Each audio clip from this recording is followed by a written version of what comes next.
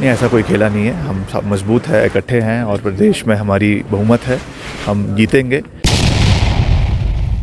विभाग की भी बात करें, मल्टीटास्क वर्कर्स की बात करें, एक दिन पहले ही आपसे मुलाकात हुई, लेकिन उनके लिए किसी तरह की कोई राहत नहीं। वो बिल्कुल ठीक है और उस बात को मैंने मुख्यमंत्री जी से रखा, फाइनेंस सेक्रेटरी से रखा है और जिस दिन मुख्यमंत्री जी का रिप्लाई आएगा अभी उसमें उसकी स्थिति बिल्कुल स्पष्ट कर दी जाएगी। कैबिनेट मंत्री विक्रमादित्य सिंह आज हमारे साथ सीधी बात में जुड़ चुके हैं। सबसे पहले सर, बजट को लेकर विपक्ष साफ तौर पर ये कह रहा है कि इसमें कुछ भी नया नहीं है, खोखली बातें कही गई हैं। देखिए, मैं समझता हूँ कि विपक्ष का तो काम है कहना और उनको कुछ ना कुछ इसकी कमियां ही देखनी है, मगर मैंने कल बड़े विस्तार पूर्वक इस बजट के ऊपर अपनी बात रखी है और सभी और माननीय सदस्यों ने भी अपने बातों को रखा है कि हमने विपरीत परिस्थितियों में ये बजट पेश किया है और करीबन 56,000 करोड़ रुपए का बजट दिया गया है, जिसमें प्रदेश के हर वर्ग, चाहे हमारे बागवान हैं उनके लिए यूनिवर्सल कॉटन का जो बहुत लंबे समय से डिमांड थी उसको पूरा किया गया है।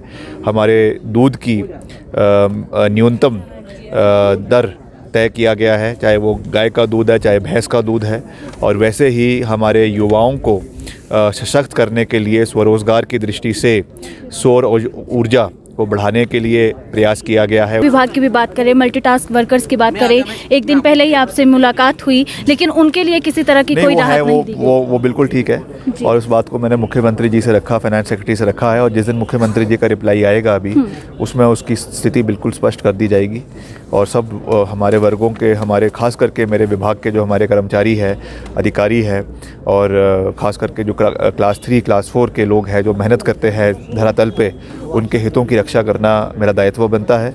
और उस आवाज़ को मैंने पूरी मजबूती से, पूरी गंभीरता से सरकार के समक्ष उठाया है, कंसर्न्ड ऑफिसर्स के समक्ष उठाया है, मुख्यमंत्री जी के समक्ष उठाया है और उन्होंने हमें आश्वासन दिया है कि गलती से उनका मेंशन छूट गया था और उसका रिप्लाई में उसकी स्पष्टीकरण मुख्यमंत्री जी की ओर से आ जाएगा। जी, एक आखिरी सवाल सर, बेरोजगारों के लिए आप क्या कहना चाहेंगे, क्योंकि लगातार धरने पर बैठे हैं, आपने कल सदन में भी उनकी बात रखी। नहीं, कर रहे हैं, उनके लिए भी लगे हुए। जैसे मैंने कहा कि कमेटी का गठन किया गया है और उसमें हर मसले को पूरी मजबूती से किया जाएगा। कोई रबर स्टैम्प कमेटी नहीं होगी, हर विषय पे, चाहे वो कानूनी पहलू है उसमें, चाहे कोई इन्वेस्टिगेशन के पहलू है उसके ऊपर डिस्कशन होगा और हमारा ये प्रयास रहेगा कि जल्द से जल्द उसमें निर्णय लिया जाए ताकि इनकी रिक्रूटमेंट को फिर से प्रदेश के अंदर शुरू किया जा सके। सीएलपी की बैठक है, राज्यसभा चुनाव 27 को है, बीजेपी लगातार कह रही है कि कहीं ना कहीं खेला हो सकता है, आप क्या कहना चाहेंगे?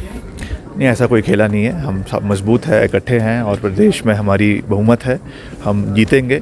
और अपने जो हमारा नुमाइंदे हैं डॉक्टर मनु सिंघवी, जो एक प्रसिद्ध राष्ट्रीय स्तर के अधिवक्ता है, वो यहाँ से हमारा सौभाग्य है कि वो हिमाचल से लड़ रहे हैं, जीतेंगे और आगे आगामी समय में जो भी रणनीति पार्टी तय करेगी, मुख्यमंत्री जी तय करेंगे, उस दृष्टि से हम आगे बढ़ेंगे। बहुत बहुत शुक्रिया सर। तो युवा मंत्री विक्रमादित्य सिंह हमारे साथ मौजूद थे और साफ तौर पर राज्यसभा चुनावों की बात करें तो स्पष्ट तौर पर कहा कि किसी तरह का कोई खेला नहीं होगा। कांग्रेस एकजुट है, कांग्रेस मजबूत है और कांग्रेस के ही जो आप कह सकते हैं कि प्रत्याशी हैं वो राज्यसभा पहुंचेंगे। दूसरी बड़ी बात युवाओं को लेकर कहीं ना कहीं स्पष्ट तौर पर विक्रमादित्य सिंह ने कहा कि युवाओं के साथ कंधे से कंधा मिलाकर खड़े हैं और हर मुद्दे का हल होगा। फिलहाल के लिए बस इतना ही, इजाज़त दीजिए, नमस्कार।